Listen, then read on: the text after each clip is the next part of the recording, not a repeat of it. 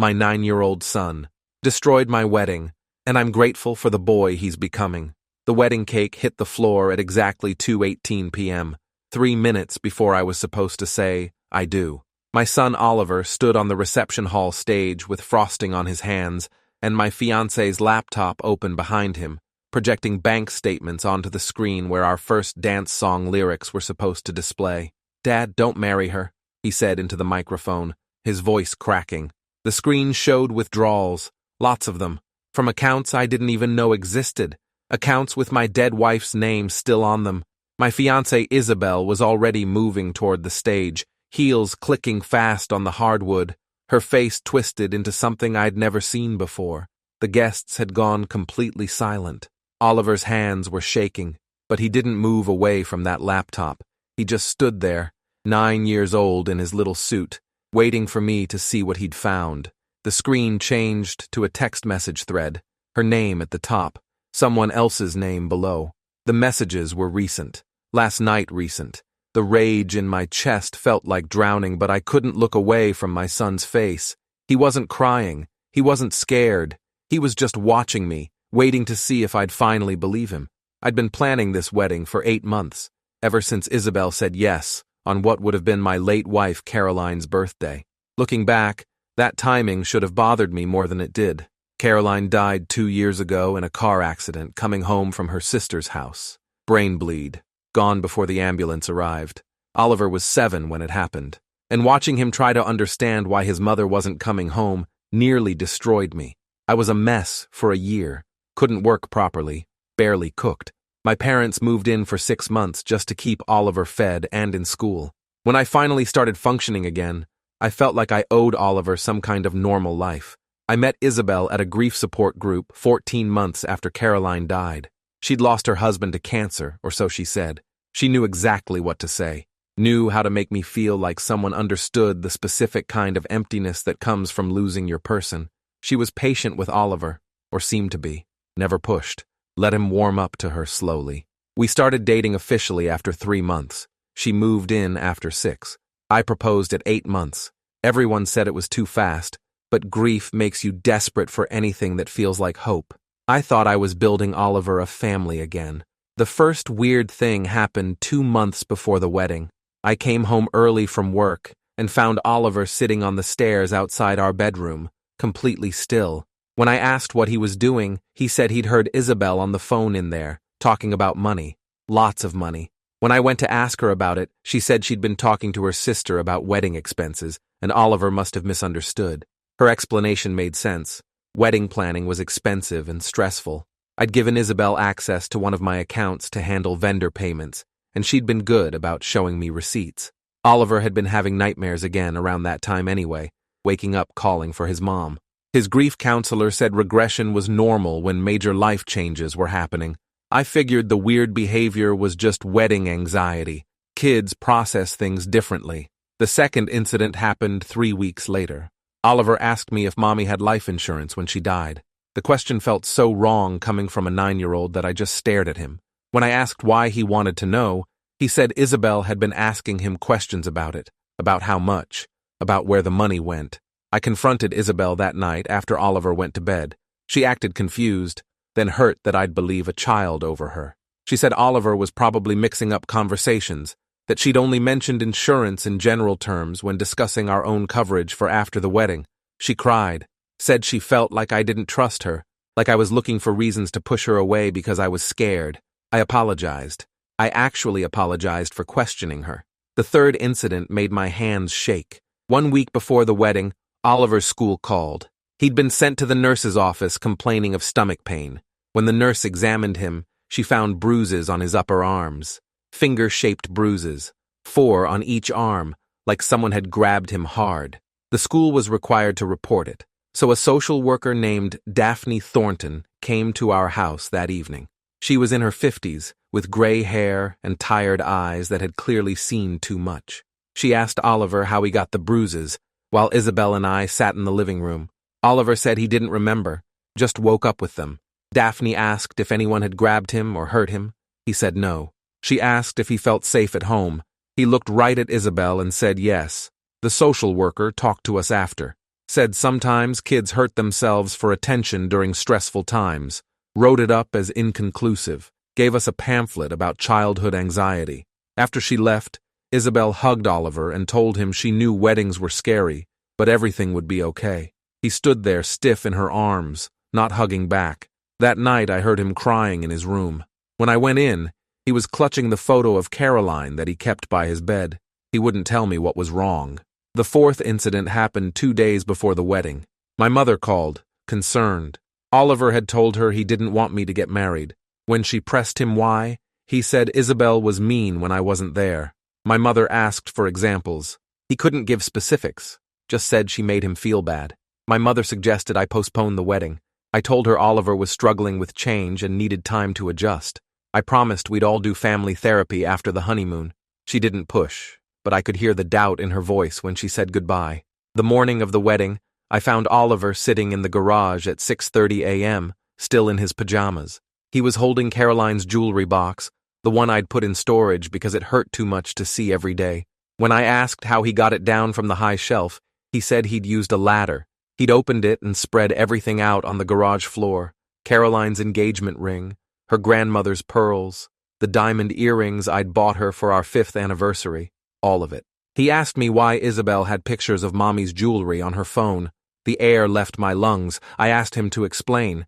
He said he'd seen Isabel taking photos of the jewelry box contents 2 months ago, before I'd moved it to storage, taking pictures of each piece from different angles.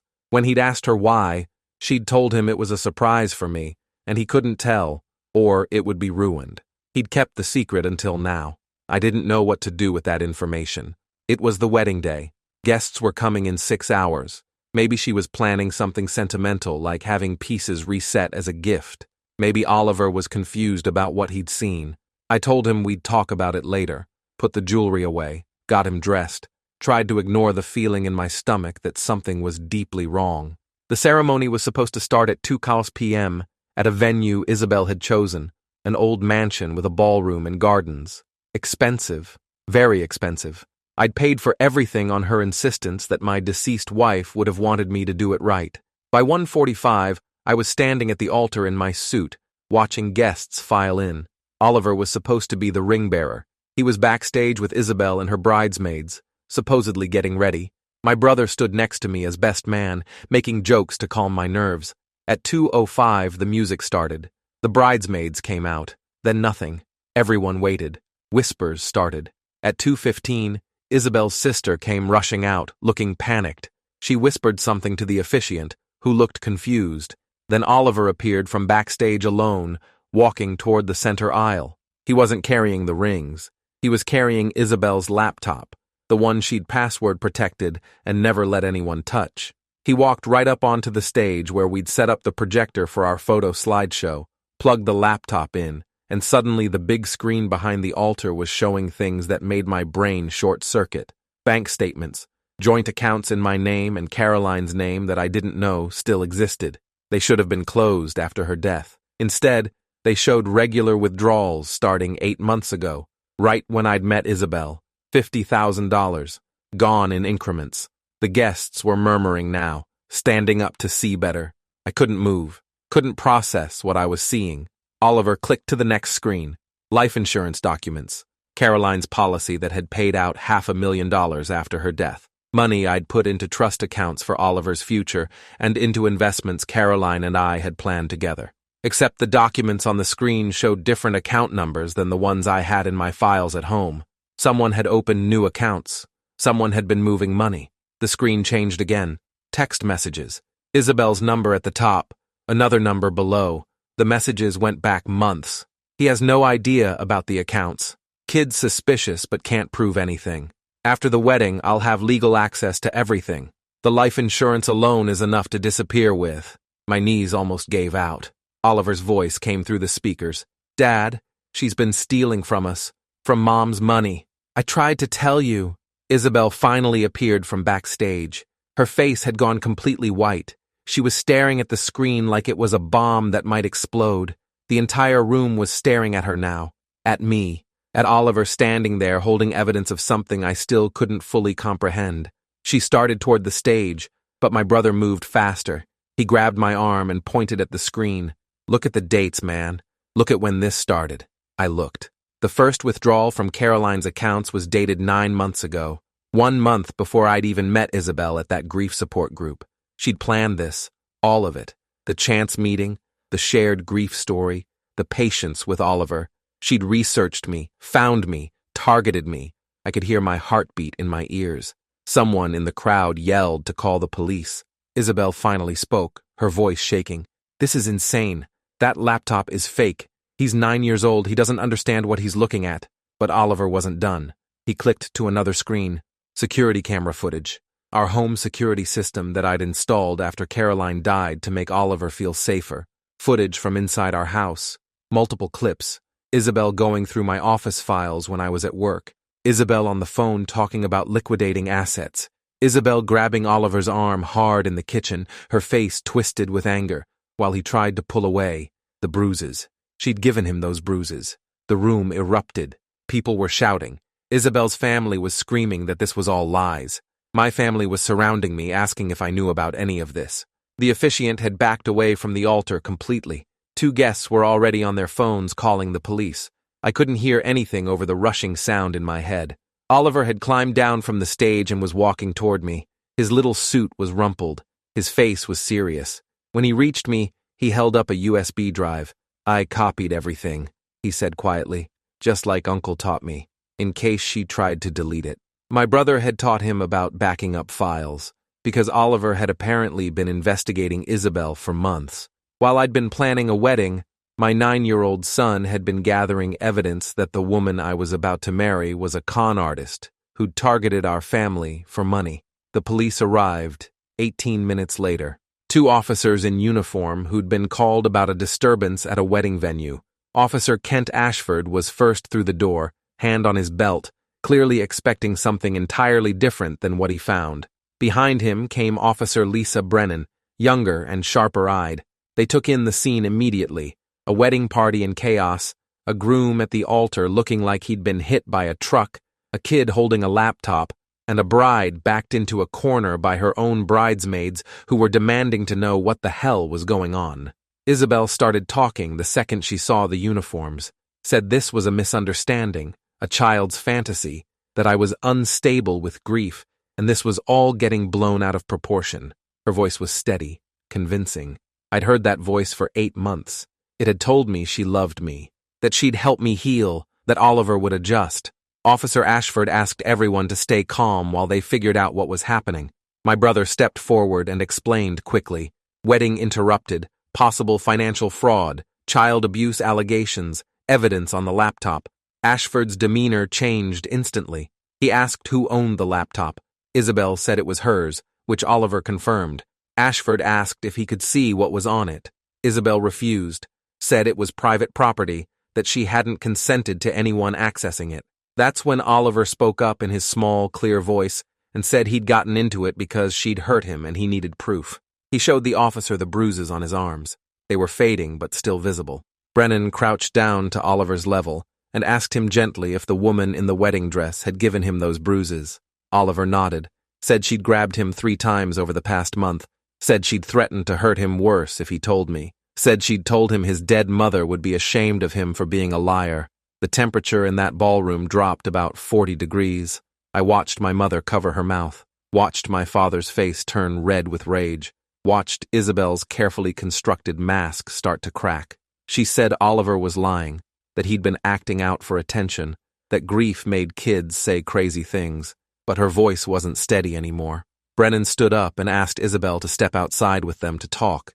Isabel refused, said she wasn't going anywhere without a lawyer, said this whole thing was harassment. Ashford exchanged a look with Brennan, then asked if I would consent to them viewing what was on the laptop. I said yes immediately. They took the laptop to a table at the back of the ballroom and spent 15 minutes clicking through files while 2 more officers arrived as backup. The wedding guests were all still there, nobody knowing if they should leave or stay. Some were recording on their phones. Others were crying. Isabel's mother was screaming about lawsuits. My mother had her arms around Oliver, holding him tight. I stood at the altar in my wedding suit, feeling like my entire reality had been dismantled in under an hour. When Ashford came back to talk to me, His face was grim. He asked how much I knew about Isabel's background. I told him what she'd told me. Widowed 3 years ago, worked in event planning, no kids, lived in the next county before moving in with me. He asked if I'd verified any of that. I hadn't. Why would I? You don't background check someone you meet at a grief support group. Ashford pulled out his phone and made a call, asked someone on the other end to run a name through their system. While we waited, Brennan asked Oliver more questions about the laptop. How did he get the password? Oliver said he'd watched Isabel type it in and memorized it. How did he know where to look for evidence? He said he'd been paying attention every time she talked on the phone or worked on the computer when she thought he wasn't around. Why didn't he tell me sooner? He said he tried, but I never believed him. Every answer felt like a knife in my chest. Ashford's phone rang. He answered, listened, and his expression darkened. He asked Isabel to spell her full legal name for him. She refused again, demanded a lawyer. He asked me if I had any identification belonging to her. I told him her driver's license should be in her purse backstage. Brennan went to retrieve it while Isabel shouted that this was illegal search and seizure. When Brennan came back, she handed the license to Ashford. He looked at it, looked at his phone, then asked Isabel directly if she'd ever been married before. She didn't answer. He told her he'd just gotten confirmation that there was no death certificate for any husband in her name, but there were 3 separate fraud investigations in 2 other states under her real name, which wasn't Isabel. She'd used 6 different aliases over the past decade. She'd targeted widowers specifically, men with life insurance money and kids too young to effectively speak up. She'd done this before, multiple times. My legs stopped working. I sat down hard on the altar steps. Oliver was still watching me, waiting to see if I was okay. My 9-year-old son had figured out what I'd been too blinded by loneliness and grief to see. The woman I'd been about to marry was a professional con artist who'd researched my wife's death, found out about the insurance payout, and spent 8 months positioning herself to steal everything Caroline had left behind for Oliver. Ashford read Isabel her rights while she screamed about false accusations. Brennan called for a detective to come take over the case. The guests were being asked to leave, but most were still standing there in shock. My brother pulled me aside and asked if I was holding up. I wasn't. Nothing made sense. Everything made sense. All those times Oliver had tried to tell me something was wrong. All those times I dismissed him or defended Isabel or told him he just needed to adjust. He'd been right the entire time, and I'd been too desperate for a new life to see it. Detective Raymond Torres arrived 40 minutes later, with 2 more officers and someone from the county's financial crimes unit. Torres was in his mid-50s, built like someone who'd played football once and stayed in shape. He took control of the scene immediately, separating everyone into different rooms for statements. He put me in the venue's library with Ashford taking notes, asked me to start from the beginning. I told him about Caroline's death, about meeting Isabel, about the fast relationship. Told him about the joint bank accounts I'd set up after we got engaged so she could handle wedding expenses. Told him about giving her my financial information for insurance purposes and estate planning that my lawyer had recommended before the wedding. Every word out of my mouth sounded stupider than the last. I'd handed her everything she needed to rob me blind. Torres asked specific questions about Caroline's life insurance and estate. Did I have the account numbers? Yes, I had them in files at home. Could I check if they matched the ones on Isabel's laptop? I pulled out my phone and called my financial advisor right there, hands shaking so hard I could barely dial. Read him the account numbers from the laptop photos that Brennan had forwarded to my phone. Waited while he checked his records. His silence told me everything before he spoke. The numbers didn't match. The accounts I'd been depositing money into for the past 8 months weren't the real accounts. Somehow, Isabel had created duplicate statements with fake account numbers, and I'd been funding accounts that went directly to her. Torres asked how much. I couldn't answer. Couldn't do the math. My financial advisor did it for me over the phone. Approximately $80,000 in total. Between the fake accounts and the legitimate expenses she'd charged to the credit card I'd given her, and the withdrawals from Caroline's accounts that hadn't been properly closed. $80,000. Gone. The advisor said he'd need to file reports with the banks and the insurance company immediately. Fraud investigations would be opened. Some of it might be recoverable if we moved fast. Torres told him to send everything to the police department. Then he asked me about Oliver, asked if I'd noticed any signs of abuse. I told him about the bruises, about the social worker visit. about Oliver's behavior changes that I'd attributed to grief and wedding stress. Torres wrote everything down in careful block letters, asked if I'd consent to Oliver being examined by a child psychologist who worked with the police department. I said yes to anything that would help my son. In another room, Brennan was interviewing Oliver with a child advocacy specialist named Grace Yaboa. Grace had credentials in childhood trauma and forensic interviewing. She'd done this hundreds of times with kids who'd witnessed or experienced things they shouldn't have to carry. She asked Oliver to tell her what happened in his own words, without any adults prompting him. Oliver told her everything. About watching Isabel go through my office when I was at work, learning to be quiet so she wouldn't notice him. About hearing her on phone calls, talking about money and timelines and making sure the kid stays cooperative. About the first time she grabbed his arm hard when he asked too many questions, squeezing until it hurt, and telling him to mind his own business. About the second time when she'd found him trying to get into her laptop, yanking him away from the desk so hard he fell. About the third time just 2 days ago when he'd asked her directly why she had pictures of his mom's jewelry, and she'd grabbed both his arms and shaken him and told him that his real mother was dead, and he needed to start respecting the new family, or there would be consequences. Grace asked Oliver how he'd known to gather evidence. He said he'd seen a TV show where a kid helped catch a bad guy by collecting proof. Said his uncle had taught him about backing up computer files when they were working on a school project. So he'd waited until Isabel went shopping, used her laptop password to get in, copied everything that looked important to the USB drive his uncle had given him, and hidden it in his room. He'd been planning to show me for weeks, but couldn't find the right time. Then yesterday, he'd overheard Isabel on the phone saying after the wedding she'd have access to everything and could phase out the kid by suggesting boarding school or sending him to relatives. That's when he knew it had to be today, during the wedding, in front of everyone. So I couldn't ignore it or explain it away like all the other times. Grace asked him if he understood how brave that was. Oliver said he wasn't brave. He was just trying to protect his dad, like his mom would have wanted. The financial crimes investigator, a woman named Patricia Lloyd, spent 3 hours going through Isabel's laptop with specialized software. She'd worked white-collar cases for 15 years with the state police before joining county. What she found was worse than any of us had imagined. Isabel had 7 different identities, each with corresponding bank accounts and social media profiles. She'd been running cons on widowers across 3 states for over a decade. The pattern was always the same.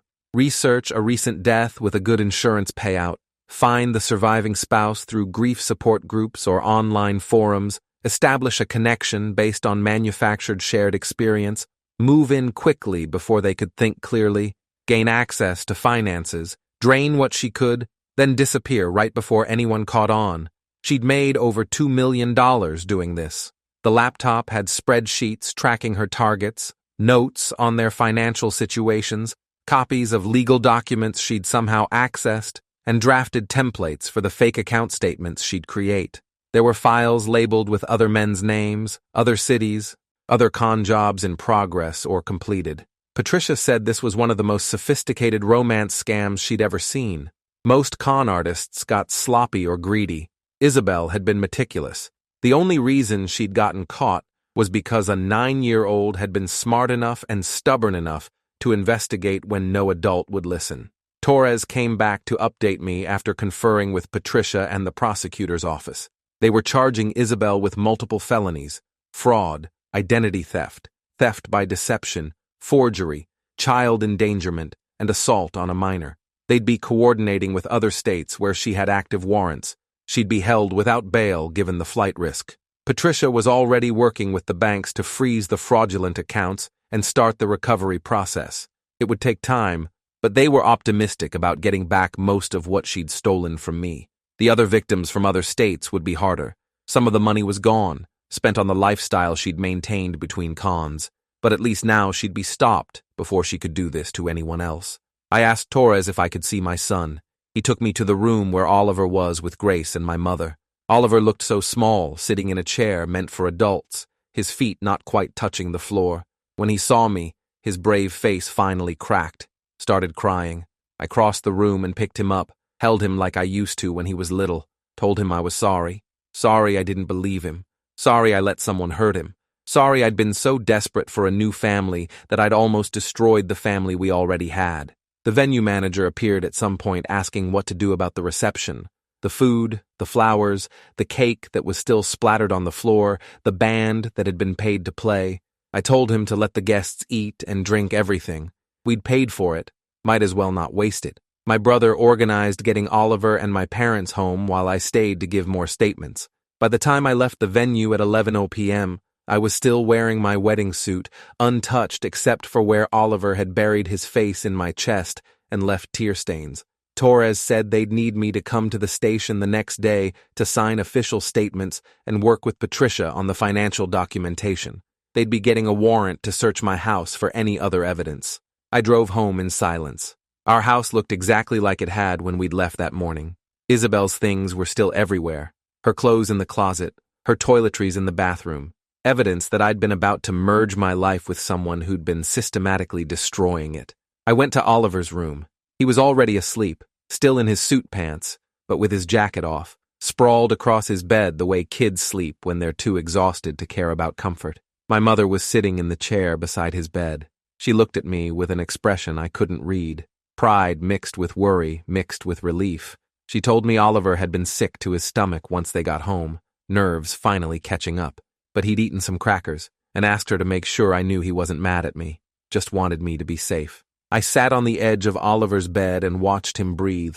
This kid, this 9-year-old kid who'd just systematically dismantled a con artist's entire operation because he was protecting his father, who'd endured being hurt and dismissed and not believed because he knew exposing the truth was more important than being liked, who'd shown more courage and intelligence in 2 months than I'd shown in 8. I'd been so focused on trying to give him a mother that I'd forgotten he already had a father who was supposed to protect him. Instead, he'd protected me. The next morning, Torres called at 7:00 a.m. Isabel was being arraigned that afternoon. The prosecutor wanted me there if possible. They had her in custody at county jail, and she was still refusing to talk without her lawyer, but the evidence was overwhelming. Other states were filing extradition requests. The FBI was getting involved due to the interstate nature of the fraud. This was bigger than just what she'd done to us. I took Oliver to the police station at 9 a.m., where Patricia needed his help identifying which files on the laptop corresponded to which incidents. He walked her through it all with impressive clarity, showed her where Isabel had kept notes about my schedule so she'd know when the house was empty, showed her the drafted email templates Isabel had used to create fake correspondence from my bank, showed her photos Isabel had taken of legal documents she'd stolen from my office and returned before I noticed they were missing. Patricia kept shaking her head in disbelief, told Oliver he'd done better investigative work than most adults she worked with, told him he should consider law enforcement when he grew up. Oliver just shrugged and said he only did it because nobody else was paying attention. The statement felt like a punch to the gut, even though he didn't mean it that way. After the police station, I took Oliver to see Dr. Nina Castillo, a child psychologist Torres had recommended who specialized in trauma. Her office was full of toys and books and gentle colors. She talked to Oliver alone for an hour, then brought me in. Told me Oliver was experiencing significant stress responses, but was coping better than most kids would in similar circumstances. His need to gather evidence and take action had actually helped him feel less powerless, but he'd need ongoing therapy to process the betrayal and the fear and the fact that another adult had hurt him. She recommended weekly sessions for at least 6 months, asked about my own mental health. I admitted I hadn't processed any of this yet, was just moving through the motions. She said that was normal, but I'd need to deal with it eventually, or I'd fall apart in front of Oliver, and he needed me stable. She gave me referrals for therapists who worked with adults dealing with fraud victimization and trust issues. The arraignment was at 3 p.m. I sat in the gallery with my brother while Isabel was brought in wearing an orange jumpsuit and handcuffs. She looked different without the makeup and the carefully styled hair. Smaller, older, more like the career criminal she actually was. The prosecutor read the charges, 8 felony counts. The judge asked how she pled. Her lawyer, a public defender who looked like he'd rather be anywhere else, entered a plea of not guilty. The prosecutor argued she was a massive flight risk, given the multiple identities and the active cases in other states. requested she be held without bail. The defense argued she had ties to the community and deserved reasonable bail. The judge looked at the evidence summary the prosecutor had filed, looked at Isabel, set bail at $500,000 cash. There was no way she could make that. She'd be in custody until trial. As they let her out, she looked right at me. No tears, no remorse, just cold calculation, probably figuring out if there was any angle she could still work. I felt nothing looking back at her. The person I thought I'd loved had never existed. That evening, Oliver and I sat in the living room while I tried to figure out what to say. How do you apologize to your kid for almost marrying someone who'd abused him? How do you explain that you were so lonely you missed every sign? Oliver spoke first, asked if I was mad at him for ruining the wedding. I told him he didn't ruin anything, he saved everything, asked if he understood that what he did was incredibly brave. He said he'd been scared the whole time that I'd be mad, that I'd choose Isabel over him like it seemed I'd been doing for months. That conversation broke something in me. I'd made my 9-year-old son feel like he was in competition for my love with a woman who was actively hurting him. I promised him that would never happen again, that from now on, when he told me something was wrong, I'd listen, that his safety and his voice mattered more than my loneliness or my plans or anything else.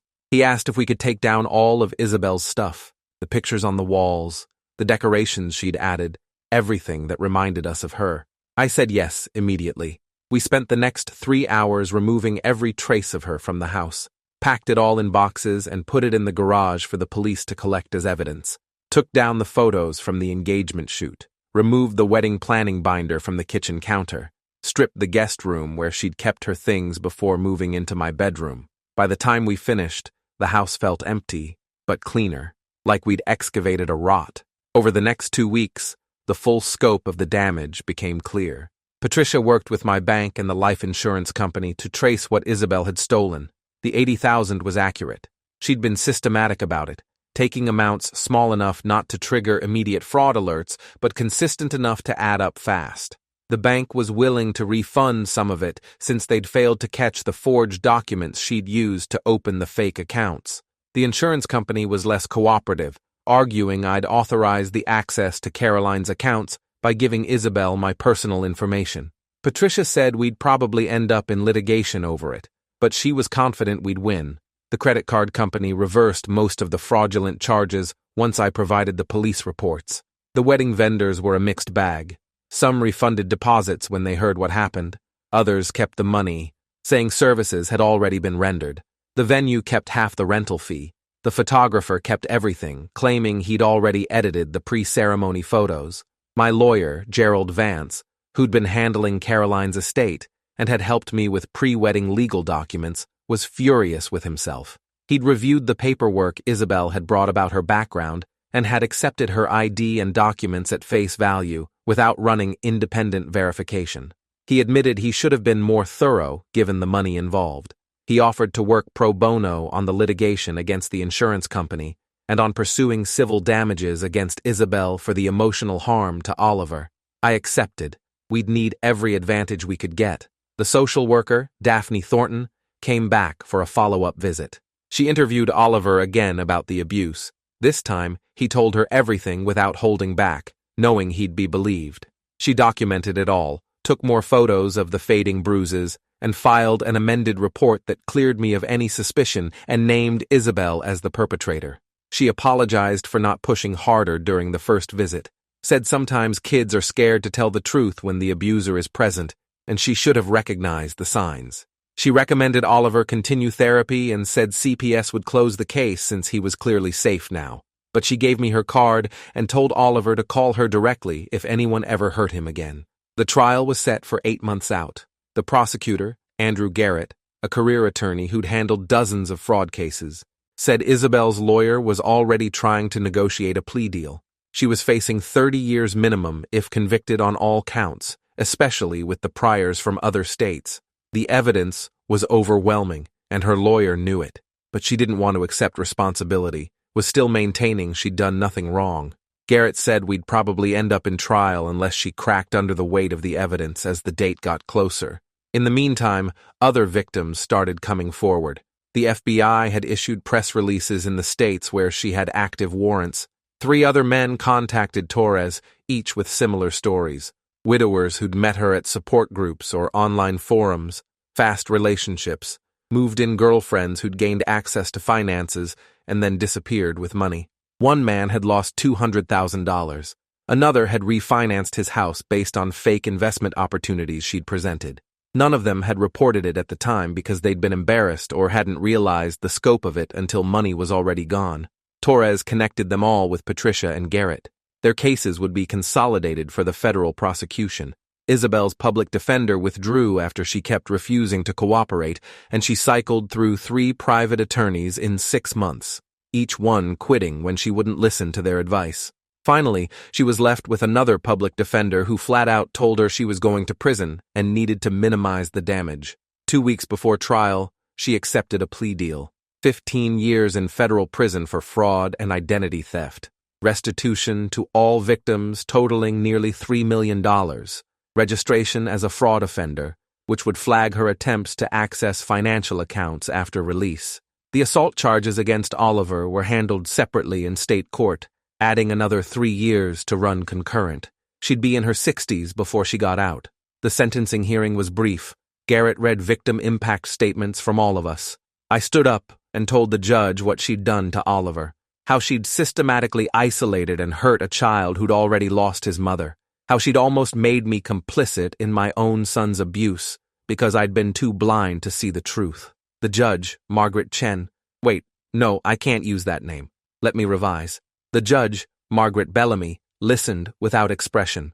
When it was Isabel's turn to speak, she gave a generic apology that sounded rehearsed and insincere, said she'd made mistakes and hoped to make amends, didn't acknowledge the specific harm or take real responsibility. Judge Bellamy wasn't impressed, called her a predator who'd targeted vulnerable people at their lowest moments, said the court had rarely seen such calculated cruelty, sentenced her to the maximum under the plea deal, and recommended she serve it in a facility far from any of her victims. As they let her out, she looked at Oliver one last time. He didn't look away, just stared back at her with the same serious expression he'd had on the wedding day, like he'd won, and he knew it. After the sentencing, Patricia told us the bank had agreed to a settlement. We'd get back $70,000 of the $80,000 she'd stolen. The rest was tied up in accounts they couldn't access or had been spent. The insurance company settled too after Gerald threatened to sue for bad faith. They'd refund the money she'd taken from Caroline's accounts and pay for Oliver's therapy. It wasn't everything, but it was enough. We'd survive.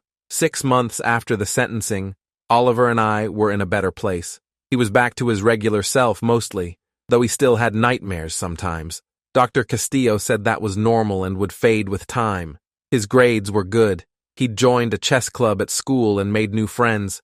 He didn't talk about Isabel much, but when he did, it was with the detached tone of someone discussing ancient history. I'd been in therapy too, working through the guilt and the betrayal and the reality that I'd almost married a sociopath. My therapist, Kevin Walsh. No, wait, can't use Walsh. Let me use Kevin Brennan. No, that's the officer's last name. Kevin Forrester. My therapist, Kevin Forrester, helped me understand that con artists are professionals at manipulation. That it wasn't weakness to have believed her.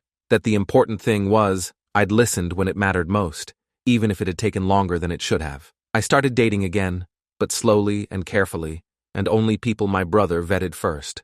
Oliver had veto power, which he took seriously.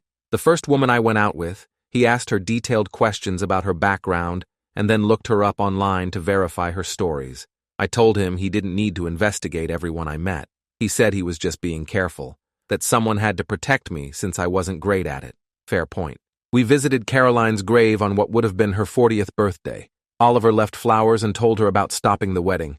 Said he thought she'd be proud of him for protecting us. I agreed. Caroline would have been furious at me for falling for a con, but she would have been so proud of Oliver for having the courage to expose the truth. We stood there for a while in silence, the two of us, the family we'd been and still were, smaller than we'd planned but stronger than before.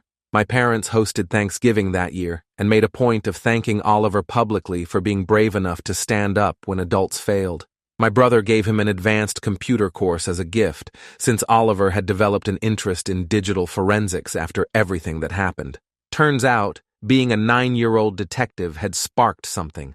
Dr. Castillo said it was a healthy way for him to process the trauma, taking something scary and turning it into a skill. Oliver told me he might want to work for the FBI someday, helping catch bad people like Isabel. I told him he'd be amazing at it. That night, after everyone had gone home and Oliver was asleep, I sat in the living room looking at photos on my phone. Ones from before Caroline died, ones from after when it was just Oliver and me figuring out how to survive. None from the months with Isabel, because I'd deleted all of those. And new ones from the past few months, just the two of us rebuilding.